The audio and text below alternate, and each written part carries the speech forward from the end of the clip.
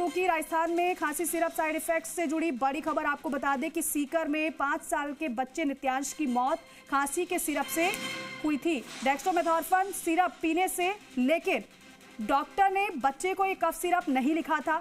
7 जुलाई के दिन नित्यांश को बुखार जुकाम की शिकायत पर सीएचसी चिराना झुंझुनू में दिखाया गया था। नित्यांश की पर्ची में सिरप डेक्स्ट्रोमेथॉर्फन नहीं लिखी गई थी। 28 सितंबर 2025 की रात 9 बजे बच्चे को हल्की खांसी की शिकायत हुई, जिस पर पहले से घर में रखी डेक्स्ट्रोमेथॉर्फन 5 ml कफ सिरप बच्चे की मां ने बच्चे को पिला दी। रात 2 बजे बच्चे ने पानी पिया और वो सो गया। तब तक बच्चा ठीक था। सुबह 5 बजे मां उठी तो बच्चा बेसुध हो गया था। बच्चे को राजकीय श्री कल्याण अस्पताल ले जाया गया, भर्ती कराया गया, लेकिन जहां चिकित्सा ने उसे जब चेक किया तो फिर मृत घोषित कर दिया था। भरतपुर के कलसाड़ा में पिता को लिखी सिरप 3 साल के बेटे को दे दी गई। वहां भरतपुर के मल्हा गांव के बच्चे सम्राट को ये सिरप नहीं लिखी गई थी। आप गौर करिएगा, आप इस बात को गौर करिएगा कि जो सिरप बच्चे को लिखी नहीं गई थी, लेकिन घर में सिरप था, मां ने बच्चे को पिलाया और उसके बाद बच्चे की तबीयत बिगड़ी थी। सम्राट की हम बात करें तो उसे निमोनिया बताया गया था, जिसके चलते जयपुर रेफर किया गया था। पूरे मामले की रिपोर्ट में चिकित्सा विभाग का यह दावा है कि भरतपुर और सीकर में अन्य कारणों से 2 बच्चों की मौत हुई है। इन बच्चों को अस्पताल में डेक्स्ट्रोमेथॉर्फन सिरप नहीं लिखी गई। सीकर में एक बच्चे को खांसी की प्रतिबंधित दवा लिखने पर एक्शन भी हुआ, क्योंकि जब ये मामले बढ़े तो फिर इस सिरप पर रोक लगा दी गई। लेकिन बावजूद इसके सीकर में आप देखिए, एक बच्चे को खांसी की प्रतिबंधित दवा लिखी गई, लेकिन उस पर संज्ञान लिया गया। स्वास्थ्य विभाग ने चिकित्सक और फार्मासिस्ट पर सस्पेंड करने का निर्णय लिया।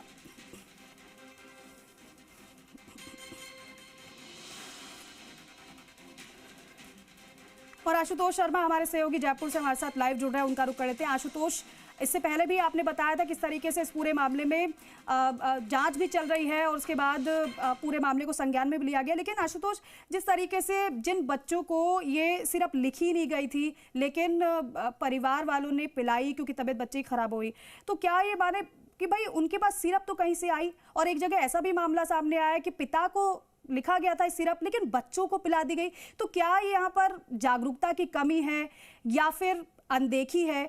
क्या माना जाए इसे? देखिए, मैं आपको पहले टाइमलाइन के अकॉर्डिंग, क्योंकि इसमें एक के बाद एक मामले आए, पूरे राजस्थान में इस तरीके की जानकारियाँ सामने पहुंची, तमाम लोगों के बीच में एक बड़ा कन्फ्यूज़न भी होगा इस सिरप को लेके, साल्ट को लेके।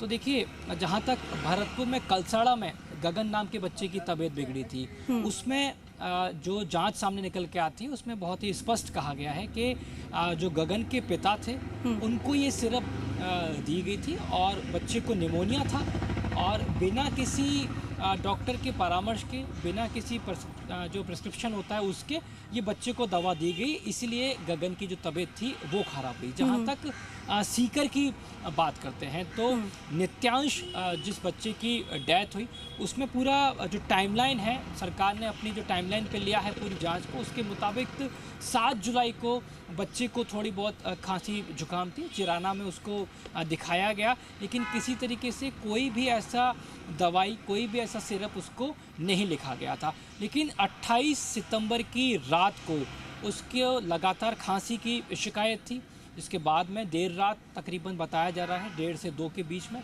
घर में पहले से ही जो ये पर्टिकुलर साल्ट जो है डेक्स्ट्रोमेथॉर्फन ये रखा हुआ था, ये सिरप बच्चे को दी गई थी। और सुबह होते होते बच्चे की तबीयत खराब हुई और उसके बाद में उसको जो यहाँ का जो स्थानीय अस्पताल था वहाँ लेकर जाया गया, जहाँ उसको मृत घोषित कर दिया गया।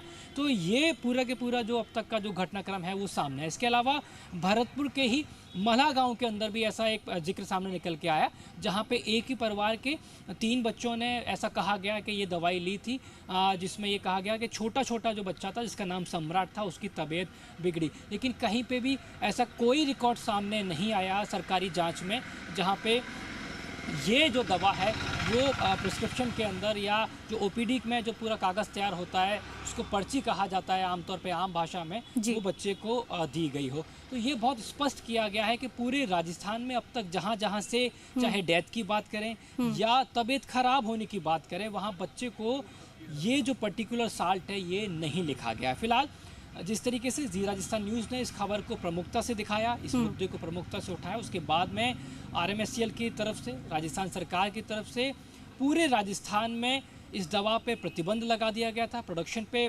प्रतिबंध लगाया गया, सरकारी क्षेत्र में सप्लाई पे प्रतिबंध लगाया गया। ये तमाम तरह की जानकारियाँ सामने आई।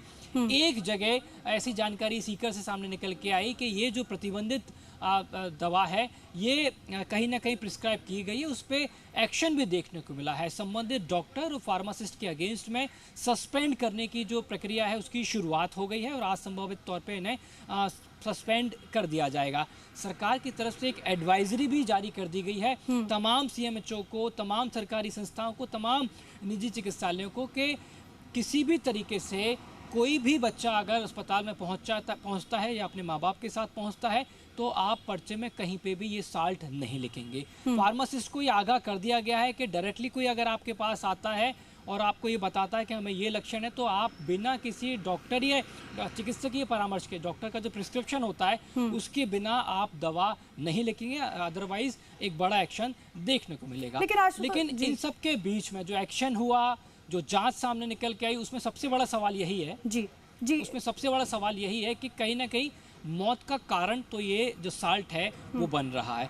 अब लोगों तक ज़्यादा से ज़्यादा ये जानकारी पहुँचे और ये भी तय हो कि ऐसा तो नहीं है कि कोई एक बैच के अंदर इस तरीके की दिक्कत हो कि ये कहा जाता है। देखिए, ड्रग कंट्रोलर डिपार्टमेंट की तरफ से बार बार कहा जा रहा था कि 4 साल से छोटे बच्चे को रिकमेंड नहीं की जाती, तो अगर कहीं दी गई है या लोगों के घरों में ये रखी हुई है तो लोग इस बात को समझें ये मौत का कारण बन सकता है। लेकिन इस पे डॉक्टर्स के बीच में, एक्सपर्ट के बीच में चर्चा होना बहुत ज़रूरी है कि क्या ऐसा साल्ट में क्या है कि जो मौत का एक बड़ा कारण बन सकता है। ये अपने आप में बहुत ज़्यादा अब ज़रूरी हो चुका है और ख़ास तौर पे ये कि इसी कंपनी के, ये जो कंपनी है इसने जो दूसरे प्रोडक्ट्स बनाए थे वो काफ़ी बार उनको सब स्टैंडर्ड पाया गया था, वो उस मानक पे खरे नहीं उतरे थे, उनको अमानक माना गया था।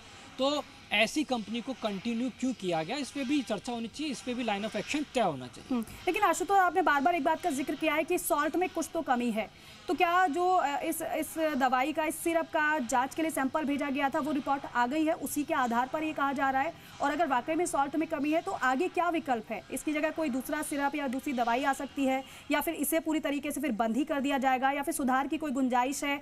क्या एक्सपर्ट बता रहे हैं इस पर? देखिए, डेक्स्ट्रोमेथोर्फन के साथ साथ दूसरी जो कफ सिरप हैं या एंटी कोल्ड हैं उनको लेके भी ड्रग टेस्टिंग लैब जो है सरकार की, उसमें जांच की जा रही है। उसकी रिपोर्ट अभी सामने निकल के नहीं आई है। ये जो पूरे की पूरी जो रिपोर्ट सामने निकल के आई है ये वो रिपोर्ट है जो कि सरकार तक पहुंचाई गई है, जिसमें ये बताया गया है कि जो भी सरकारी इकाई थी, जो भी सरकारी हॉस्पिटल थे, CSC थे, PSC थे, जहाँ से ये जिक्र सामने निकल के आया है, चाहे वो भरतपुर के मामलों की बात करें, सीकर के मामलों की बात करें, जयपुर के मामलों की बात करें, वहाँ से ये फाइंडिंग्स निकल के आई है कि कहीं पे भी जो चिकित्सकीय परामर्श होता है, डॉक्टर की जो OPD होती है, उसका जो पर्चा तैयार होता है उसमें कहीं पे भी डॉक्टर की तरफ से ये जो दवा है, ये जो साल्ट है, ये सजेस्ट नहीं किया गया था, ये साल्ट नहीं लिखा गया था और उससे संबंधित जो आसपास की जांच है उसको सामने रखा गया है। लेकिन इस साल्ट को लेके जो टेस्टिंग चल रही है उसकी रिपोर्ट अभी तक सामने निकल के नहीं आई है। वो अपने आप में बहुत ज़्यादा ज़रूरी होगा कि क्या जो एक मानक तय किए जाते हैं, जो स्टैंडर्ड तय किए जाते हैं, उन पे क्या ये साल्ट उतरा है, कहीं ऐसा तो नहीं है किसी तरीके की कोई जो एक ऐसा घटक है उसमें नहीं है या कोई ऐसा घटक है जो ज़्यादा है जिसके चलते इस तरह के सिम्टम्स सामने आ रहे हैं। देखिए, ये बात बिल्कुल तय है, मेडिकल एक्सपर्ट भी इस बात को स्वीकार करते हैं कि इसके कुछ कॉमन साइड इफेक्ट्स होते हैं। हर दवा के जब आप उसको एक्सप्लोर करेंगे, उसके बारे में पढ़ेंगे तो कुछ कॉमन साइड इफेक्ट्स होते हैं, जिसमें अगर इस पर्टिकुलर सिरप की बात करते हैं तो हल्के से चक्कर आना, थोड़ा सा डिजीनेस होना या वर्टिगो जैसी जो स्थिति है वो होना, हेलुसिनेशन, यहाँ तक कि जो भ्रम है ऐसी स्थिति भी देखने को मिल सकती है। ये अपने आप में कॉमन साइड इफेक्ट्स होते हैं, लेकिन ये बहुत ज़रूरी है कि लोगों तक सही जानकारी, सटीक जानकारी, ज़्यादा से ज़्यादा जागरूकता सरकारी क्षेत्रों में पीएससी सीएससी में बार बार ये अंकित किया जाए, ये लिखा जाए कि इस कफ सिरप के जो दी जाती है उसके ये दुष्परिणाम हो सकते हैं, ये कॉमन साइड इफेक्ट हो सकते हैं। आपको बच्चों को ये बिना किसी चिकित्सक के परामर्श के नहीं देनी, इसकी बहुत ज़्यादा ज़रूरी होगी। और मेडिकल एक्सपर्ट जो हैं, जिस तरीके से कोविड के टाइम पे राजस्थान सरकार ने राजस्थान के बड़े बड़े जो चिकित्सक हैं, वो चाहे वो पल्मोनोलॉजिस्ट हों, वो मेडिसिन से जुड़े हुए हों, वो हार्ट से जुड़े हुए हों, या वो पीडिशियंस हो यानी कि शिशु रोग विशेषज्ञ, उन सभी की सलाह ली थी। ये अपने आप में बहुत बड़ा विषय है, क्योंकि इतनी बड़ी संख्या में दवा जो है वो सप्लाई हो चुकी है। इस पे चर्चा हो, इस पे लोगों तक सटीक जानकारी पहुंचे, चिकित्सक और सरकार लोगों तक ज़्यादा से ज़्यादा जानकारी पहुंचाए, ताकि फिर कोई ऐसी जो घटना है वो राजस्थान से सामने निकल के नहीं आए, क्योंकि सीधे तौर पे ये बच्चों के ज़िंदगी से जुड़ा हुआ विषय है। और इसीलिए जी राजस्थान न्यूज़ लगातार इस मुद्दे को उठा रहा है, आगे भी उठाता रहेगा और लोगों तक सही जानकारी पहुँचाता रहेगा। लेकिन आशुतोष, अभी एक कॉमन पर्सन का एक सवाल ये है कि भाई अगर सॉल्ट में चली दिक्कत है, उसकी जांच हो रही है, जिन बच्चों को ये सिरप लिखा ही नहीं गया लेकिन माँ ने सिरप पिला दिया, इस वजह से बच्चों की तबीयत खराब हुई, कुछ बच्चों की जान भी गई। अब कॉमन सवाल यह है कि भाई बच्चे की जान जाने का फिर जिम्मेदार कौन है? क्या उनके अपने, जिनकी लापरवाही की वजह से बच्चे की जान चली गई, या फिर ये सॉल्ट? जिम्मेदार कौन? किसको हम जिम्मेदार माने फिर? क्योंकि बच्चे तो इस दुनिया में नहीं रहे, फिर चाहे वो 1 हो, 2 हो या 3 हो।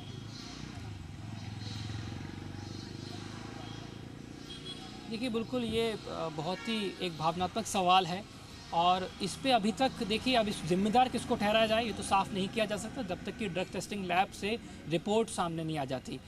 देखिए, दवा तो पिलाई गई है, सरकारी जांच में ये कहा गया है कि माँ ने ये स्वीकार किया है कि बच्चे को दवा उन्होंने पिलाई थी। अब इसको कम जानकारी समझें, उस समय तो बच्चे को दिक्कत हो रही थी, और आमतौर पे घरों में ये प्रैक्टिस होती है कि घर में जो दवा रखी हुई है उसको दे दिया जाता है। हालांकि ये गलत प्रैक्टिस है। शुरुआत से मेडिकल एक्सपर्ट्स या हम भी ये सवाल, ये जानकारी लोगों तक पहुंचाते रहे हैं, ये सवाल उठाते रहे हैं कि लोग ऐसे कॉमन प्रैक्टिस को ना करें। अगर आपको खांसी जुकाम भी है, अगर आपको हल्का फीवर भी है, तो ये गलती ना करें कि आपके घर में जो दवाई रखी है और एक डायरेक्ट काउंटर पे जाकर जो दवाई लेते हैं, ये अपने आप में एक बहुत गलत प्रैक्टिस है।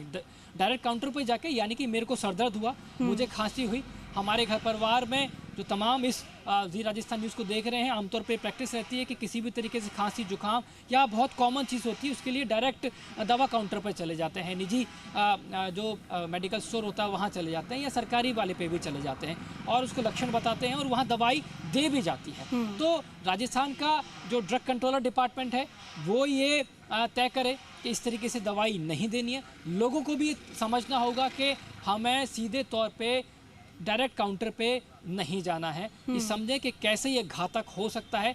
लोगों के घरों के जो चिराग हैं वो खत्म हो चुके हैं, ये लोगों को समझना होगा। देखिए, लाइन ऑफ एक्शन तो तय हो जाएगा। अगर इस साल्ट के अंदर कंपनी ने जो दवा बनाई उसमें कहीं कमी खामी है तो वो तो लाइन ऑफ एक्शन सरकार की तरफ से तय हो जाएगा, लेकिन लोगों को भी ये समझना होगा कि हमें सीधे काउंटर पे जाके ये दवाई नहीं लेनी है। घरों में जो दवाइयाँ रखी हुई हैं उनका प्रयोग नहीं करना है कि ठीक है बड़े के लिए तो खांसी की दवा आई है, मैं इसको बच्चे को भी दे सकता हूँ, ये गलती नहीं करनी है। इस प्रैक्टिस को सुधारना होगा सरकार की तरफ से। और अब मेडिकल जो फैसिलिटीज़ हैं वो इतनी बढ़ चुकी हैं कि अब आसपास के क्षेत्रों में सीएससी पीएससी अब खुल चुके हैं, वहाँ दवाई भी मिलती है। तो ये लोगों को थोड़ी सी प्रैक्टिस सुधारनी होगी। और जहाँ तक जांच का विषय रहा, सरकार अभी तक ये दावे कर रही है कि निष्पक्ष जांच होगी और जो भी दोषी पाया जाएगा उसके अगेंस्ट में सख्त से सख्त एक्शन लिया जाएगा। ये गृह राज्य मंत्री भी स्पष्ट कर चुके हैं, राजस्थान के स्वास्थ्य मंत्री ने भी स्पष्ट किया था। जी राजस्थान न्यूज़ पे जो हमारे साथ में जुड़े थे उन्होंने इस बात को स्वीकार किया कि लाइन ऑफ एक्शन बेहद सख्त होगा। अब इसमें इंतजार इस बात का है कि ड्रग टेस्टिंग लैब से वो रिपोर्ट भी सामने आ जाए, ताकि राजस्थान सरकार ये तय कर सके कि कहाँ पे कमी खामी रही है। ठीक है आशुतोष, बहुत शुक्रिया पूरी जानकारी के लिए, बातचीत के लिए। कहाँ पर कौन सी